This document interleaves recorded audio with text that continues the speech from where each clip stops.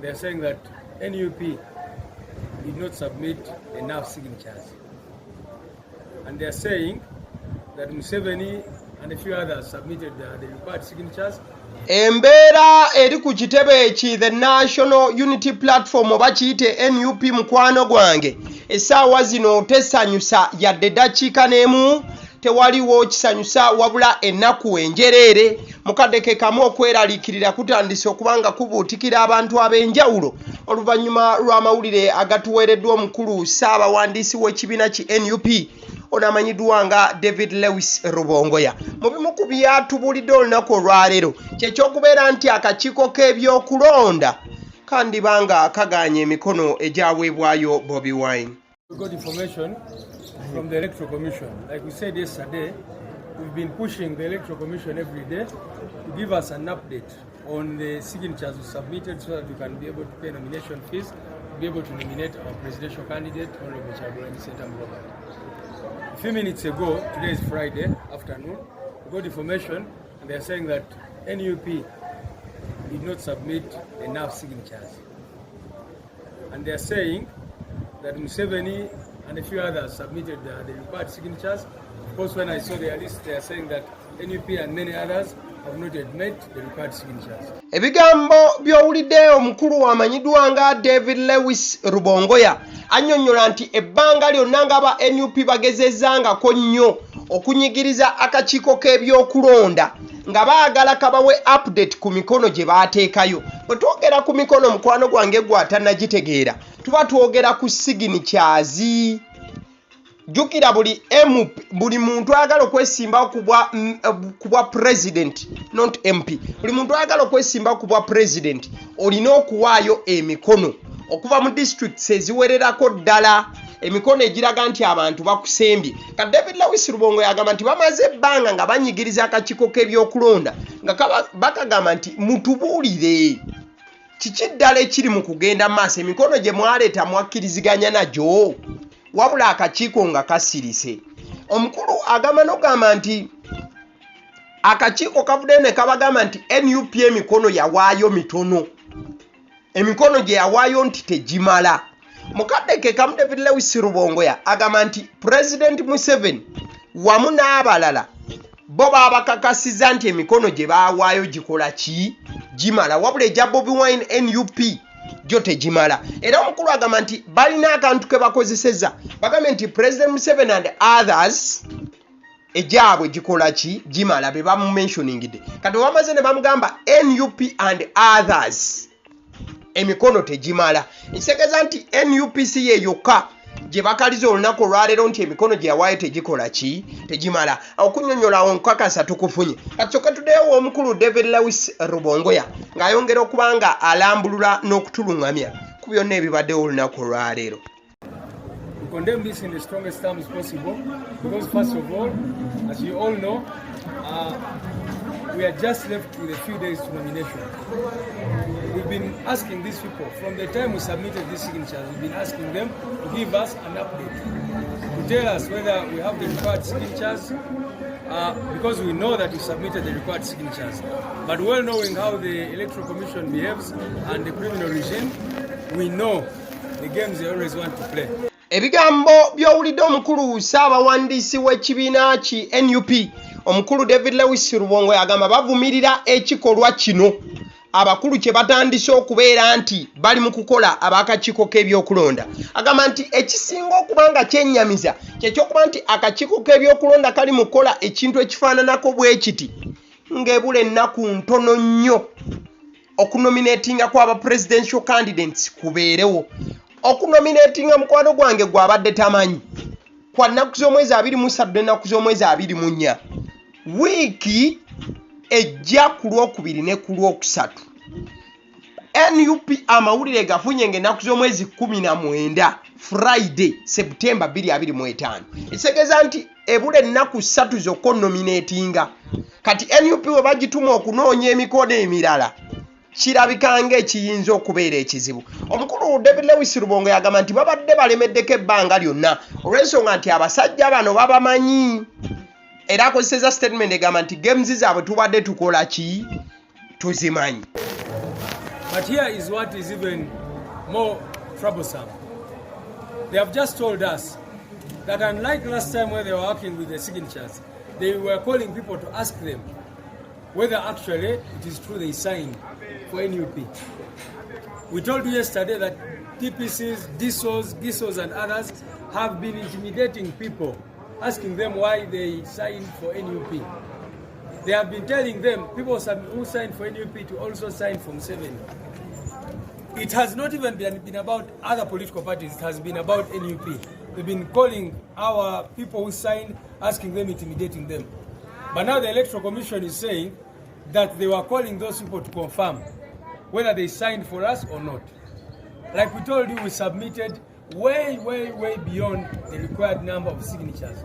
Mu bigambo by'owulidde David Lewis Rubongoya agamba nti ekisinga okubeera ekyettabbu mu mbeera eneeteereddwa ku NUP essaawa zino ey'akazigizigi y'eyokubeera nti akakiiko k'ebyokulonda kabadde nga kakubira abantu ababadde ku mpapula z'emikono egyasayiningibwa nti era akakiiko kabadde nga kakubira abantu bano okubeebuuzaako n'okukakasa oba ebyaddala baasayininga ku mikono gino nga ba-endosinga ekibiina ki the National Unity Platform oba ekya NUP. Mu bigambo bya David Lewis Rubongoya annyonnyodde n'agamba nti amazima babadde nga bakubira abantu abaasayininga ku lwa NUP ne batandika okubatiisatiisa ne sekutiisatiisa yenna n'okuba nga bababuuza lwaki bakola okusalawo okw'okubeera nti NUP gye bawagira n'okubeera nti gye baasayiningira emikono. David Lewis Rubongoya atwongera wano. The law requires only 98 districts, 100 signatures from 98 districts. NUP submitted over 130 districts. And those signatures were over 100 in each of the districts. So, we are waiting for information from them. They said they're going to give us a comprehensive report to be able to fill the remaining signatures. But we wanted to address this to tell the nation that this is what is happening. Because you do not intimidate people who signed for NUP using DSOs, GISOs, even if... Embeera eggaye obudde buzze ku bunaabo. Ekibiina ki NUP we twogerera kiri mu kusattira okw'amaanyi okusinziira ebigambo by'emmalirizaawo by'essivunudde katubivunule nabyo tubiisewo tumanye nti ekyo tukimaze. Omukulu David Lewis Rubongoya agamba nti etteeka liragira omuntu eyeesimbyewo ku bwa pulezidenti okunoonya emikono okuva mu districts 98 eza Uganda. Kati district ezo 98 buli district olina okugenda ng'ofunamu emikono 100 egy'abantu abasayininga nga bakukkiriza ogende weesimbewo ku bwa pulezidenti era abantu abo baba balaga nti bagenda kuyimirira naawe. In fact ekyo Electoral Commission ekikola okulaga nti omuntu alina obuwagizi era ddala agwanidde okwesimbawo ku bwaki ku bwa pulezidenti. Kati omukulu David Lewis Rubongoya agamba nti wandibaawo kiremya mu kakiiko k'ebyokulonda. Lwaki? Agamba nti NUP Electoral Commission ebintu bye yagisaba oba Electoral Commission bye yasaba NUP yabikola katono ebikubiseemu bibeere times 2. Agamba nti baasaba emikono okuva mu districts 98. NUP egamba yo yatambula nefuna emikono okuva mu districts 103. Eseegeza nti NUP mu district 98 ezisabibwa yo yagenda nefunayo districts endala 32. Oba nfuna bulungi nti NUP buli kintu yakikolamu excess olw'okwekengera ebyali ebyokuddirira n'embeera nga gye tulimu kati. Abasajja bagisaba districts 98 ko NUP owanyo weewaawo katufune district 13. Mukadde ke kamu NUP bagigamba buli district oleeta emikono 10. Kati aba NUP bayongeramu amagezi buli district tebafunanga mikono 10 gyokka. David Lewis Rubongoya agamba they used to get even more than enough. They used to get more than 100 per district. Ekiseegeza nti abasajja bobanga bakutumya emikono 10 n'ofuna 13 newe bagamba nti emikono 2 tuzudde mifu osigala 10 kyo kikyaliwo ne muyitamu n'emirala 10. Ki ekireeta essuubi nti newankubadde abasajja katusooke n'ekitiisa essaawa zino kyekyokubeera nti NUP esigaze ennaku 3 zokka okunoonyezaamu emikono abasajja gye bagamba nti gibulako oba onfuna. NUP lwakuba tetunnamanya muwendo gwa disitulikiti basajja ze bagamba nti zezibulayo, but NUP erina ennaku 3 zokka, Saturday nga 2, Sunday nga 21 ne Monday nga 22. NUP z'ennaku zokka zerina okugenda esaggula districts okufuna emikono abakakiiko k'ebyokulonda gye bagamba nti gibulako. Ennaku meka 3 okutalaaga districts zonna ze banaaba babagambye. Ekyo kyekyennyamiza era kyekireeta okutya eri abawagizi ba His Excellency Bobi Wine wamu n'ekibiina ki National Unity Platform. Si byo byokka ne bannankyukakyuka bonna. Kati awo tuveewo. Kiki ekireeta essuubi wakati nga ebintu birabika ng'essuubi eriweddewo? Omukulu amanyiddwa nga David Lewis Rubongoya atugambye nti akakiiko k'ebyokulonda kagenda bawa a comprehensive report esobola okubayamba okufilinga in more signatures. Ekitegeeza bano banaaweebwa comprehensive report bayinza omaliza nga babawaddeyo forms endala eziri special bez'enjawulo bagende bakuŋŋaanyizeemukko emikono egyo. Kitegeeza nti His Excellency Bobi Wine ebbanga lyonna agambye nti ebintu byakukwata in a robadoba style. This is the right and very moment NUP gyerina okubeera nga eteekamu a robadoba style oba onfuna. Kyekiseera NUP okunoonya engeri bwegenda okunavigatingamu akaseera keerimu. Kaseera kazibu nnyo. Akakiiko k'ebyokulonda kagamba nti emikono gye baawaayo abasajja bwe babadde bagyekenneenya emikono gino gibulako. Kati ekibuuzo kibeera kimu nti wakati nga David Lewis Rubongoya agamba nti emikono ffe gye twawaayo bannange emikono gyegyo. Kati ate akakiiko k'ebyokulonda kaba kakijjawa okugamba nti emikono tegimala. Era ekibuuzo ekirala kiri kimu, bwe bagamba nti emikono tegimala singa ennaku zino 3 ziba tezimaze, waliwo provision, waliwo akayiwaayiro we basobola okulekera His Excellency Bobi Wine wamu n'ekibiina ki NUP ne kigenda ne kikola okunoonya kw'emikono mu nnaku ezisoboka?